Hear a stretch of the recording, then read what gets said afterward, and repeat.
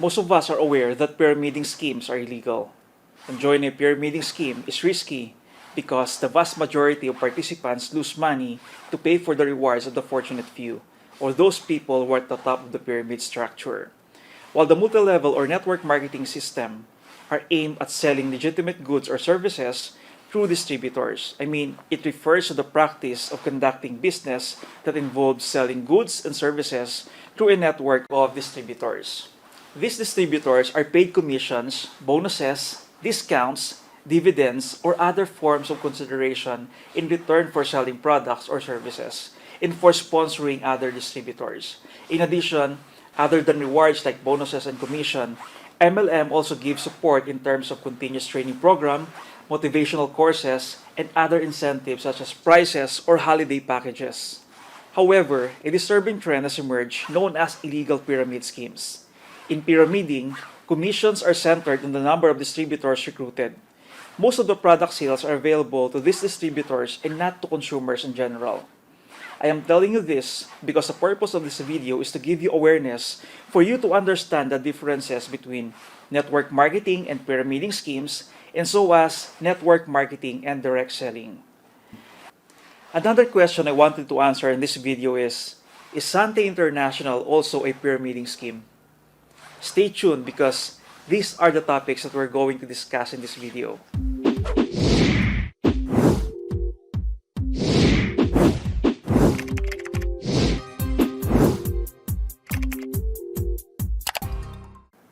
Sante International is a multi-level marketing company. Multi-level marketing is a system that is in place for promoting and selling goods or services with the help of network of distributors. Or in part of Sante International, they call it the Sante business owners. Their multi-level marketing programs function with a special emphasis on sponsoring. Individuals become a Sante distributor or Sante business owner via another active or qualified business owner, or occasionally through a publicized meeting. One of the attractive features of Sante Partnership Program is, if an individual decides to avail one product activation package and become a Sante business owner or partner, this person will also earn profit through the sale of products and by enrolling other distributors or business owners who availed product activation packages. They will receive part of the income generated by the distributors under their organization. The registered Sante business owner enlisted by an individual is called the downline or Sante partner, while the distributor that initially sponsored the particular individual is called the upline or the Sante senior partner. Often, the Sante business owners renders assistance and training to an individual while initiating them into the network. By the way, if we're just meeting, my name is Just Lorque, and my passion is to help you do and build your Sante Partnership Program easily with both online video and social media. If you've ever heard of network marketing, you probably heard it said that it is essentially people's business. Some have also labeled it a people's franchise because of the similarities between the business models of network marketing and franchising. Advocates of the industry name it as the ultimate people's business and say there's nothing quite like it. People that are in network marketing will immediately respond positively to this. In Sante, one of the unique characteristics of this business model is that this company had already created a support system.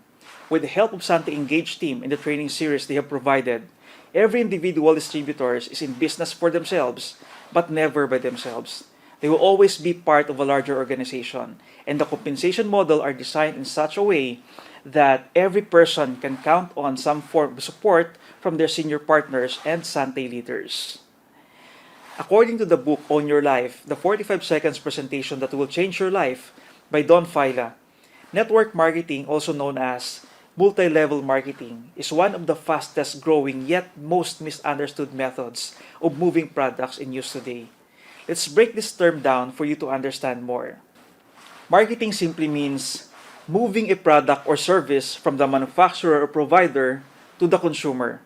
Multi-level refers to the system of compensation provided to those persons who are causing the product to move or the service to be provided.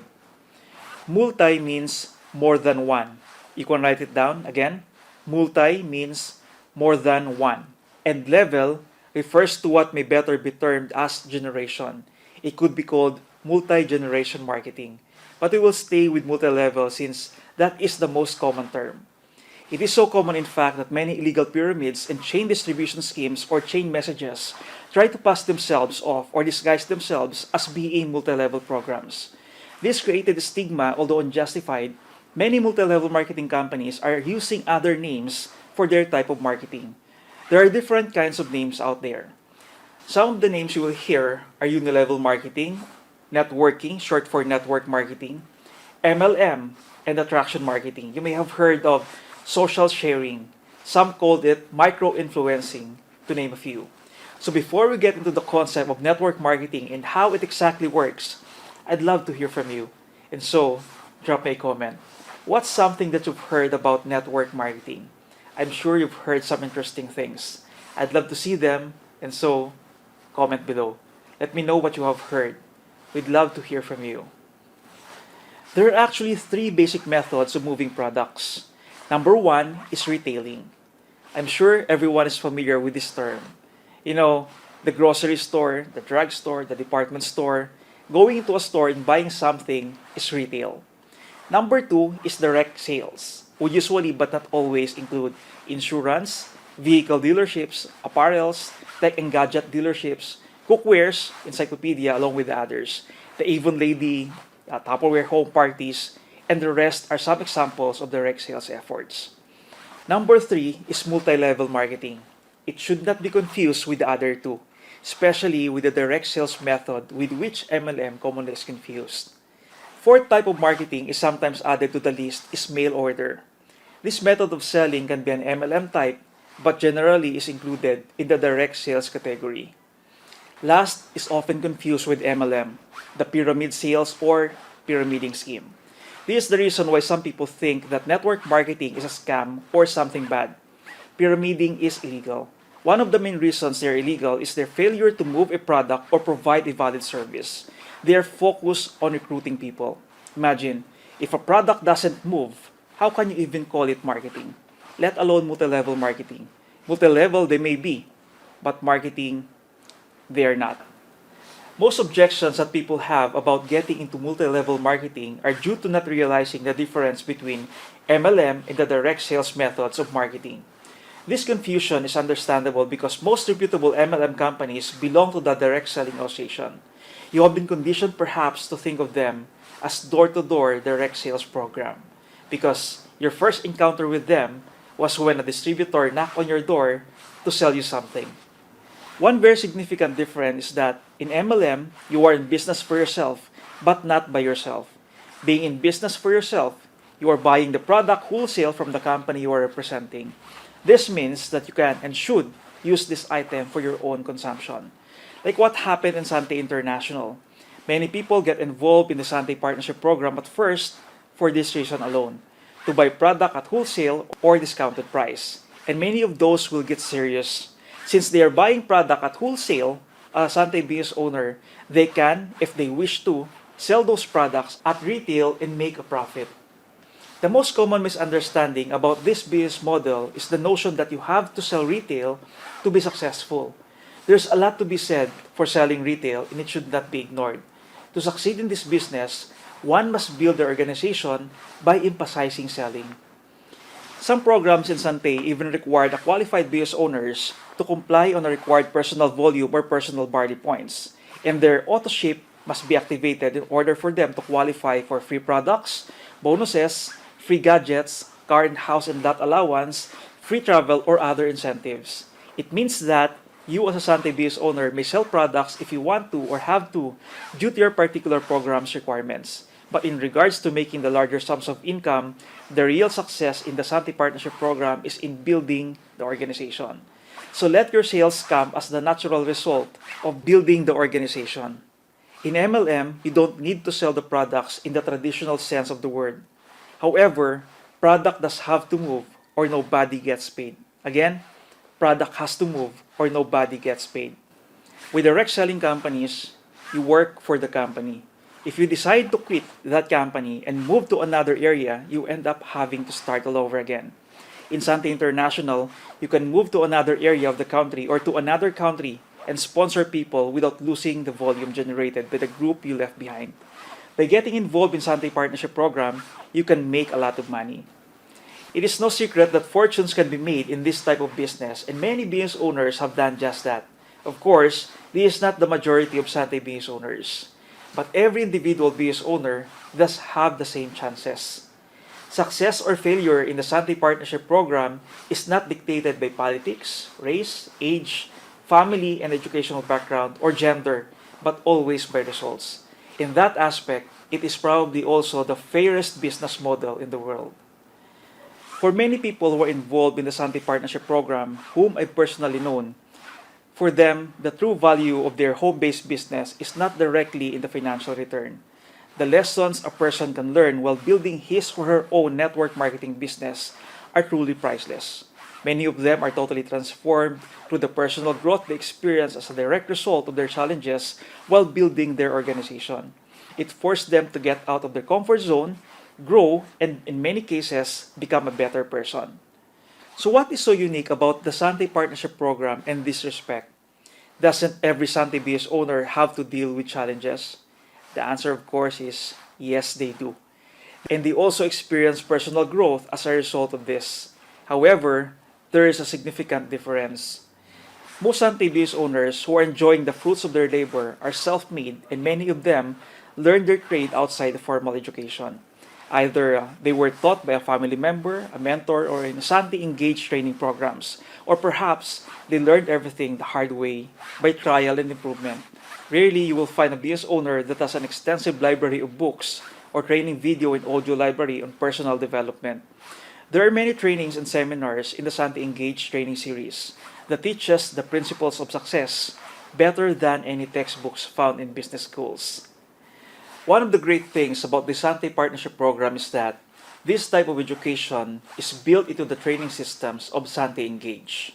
As a part of network marketing and direct selling industry, in my own observation, there is no business on the face of the earth that places such strong and direct emphasis on the importance of personal development as the network marketing and direct selling industry does.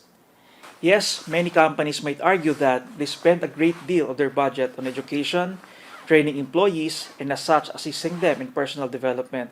But in most cases, what they are actually talking about is personnel development. Although the words are almost identical, their meanings are vastly different. Network marketing is all about building people. It is probably the best school on the planet if you want to learn about what it takes to be successful in life and you don't need rich parents and some kind of scholarship to enroll. As I've mentioned, another name for multi-level marketing is network marketing. When you build an organization, you are actually building a network of people through which you can channel your products. Always remember that retailing is the foundation of any network marketing companies, especially in Sante International.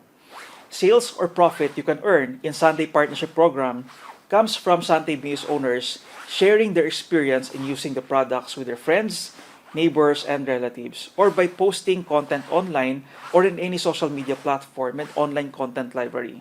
They don't have to talk to strangers all the time. To build a large successful business in Sante, you need a balance. You need to sell products, sponsor people, and sustain by teaching them the concept of MLM. And in the process of doing this, you can build a large group of customers, resellers, and network builders. Don't try to sell the world on your program yourself. Remember that network marketing or MLM is building an organization in which a lot of distributors or business owners purchase products for their personal and family consumption and retail a little. This is far better than few trying to do it all. Virtually most multi-level marketing companies need to spend large sums of money on advertising is not existent. Advertising is done almost exclusively by word of mouth and different offline and online strategies made by distributors or business owners involved in that company. For this reason, they have more money to put into product development. As a result, they usually have higher quality products than their counterpart found in retail stores. So you see, it's not going door to door every day calling on strangers. Most stable network marketing or MLM programs that I know of teach that if you simply share what you benefited or your personal experience in using the products, the quality of the products or services with friends, that is all the selling that is involved. Don Faila, the author of the book Own Your Life, the 45 seconds presentation that will change your life, prefers to call it sharing because according to him, that's what it is. Another thing that differentiates MLM from direct sales is the sponsoring of other distributors. In direct sales, and even in some MLM companies, it's called recruiting. However, in Sante International, sponsoring and recruiting are definitely not the same thing. I emphasize that there is a big difference between sponsoring someone and just signing them up or by recruiting them. When you sponsor someone, you are making a commitment to them. If you are not willing to make that commitment, then you are doing them a disservice by signing or registering them. You as a sponsor or Sante senior partner have a responsibility to teach the people you bring into this business and share all you know about Sante Partnership Program. At this point, you need to become open in helping those people who trusted you and teach them the important things they need to know about Sante Partnership Program. Things such as how to order products and keep records, how to get started, how to build and train their organization, and so on and so forth. You will learn all of this in our team's discussion and special training, and by attending Sante Engage training series provided by our partner company, Sante International.